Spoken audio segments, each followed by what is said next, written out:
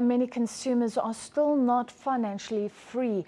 UNISA's Consumer Financial Vulnerability Index shows that too much debt is the main reason that consumers right now feel financially vulnerable. It shows that despite savings at the fuel pump, consumers continue to struggle to service their debt and to save. 2014 was not a great year for consumers.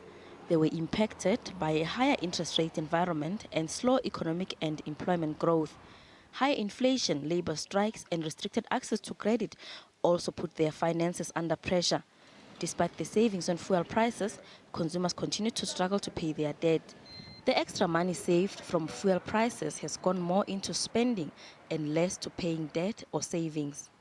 I think a large part is more consumers are trying to finance the expenditure part, because some of your essential goods and services are still at high prices.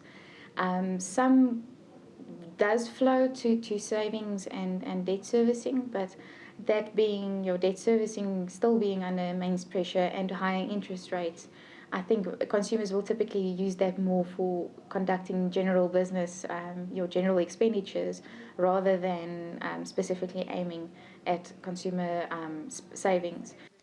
MBD, a debt collection company, says consumer struggles are evident. It says lenders appear to be more cautious in extending further credit.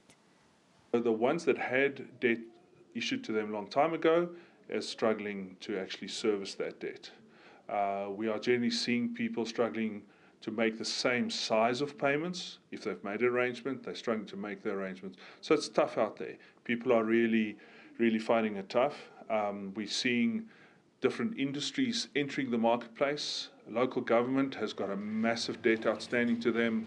2015 does not promise better days for consumers. They will face more load shedding, possible increases in taxes, the fuel levy and electricity tariffs. Gloria Sefako Musi, SABC News, Johannesburg. Well, businesses perhaps struggling less because trade in South Africa was buoyant in January. The SA Chamber of Commerce and Industry's Trade Activity Index increased more than expected, which has been a trend since last October. So despite some gloom in the economy, there's still demand for goods from companies. Saki, however, says that the demand often means more imports rather than local trade. South Africa generally imports more than it exports, creating vulnerabilities in our economy.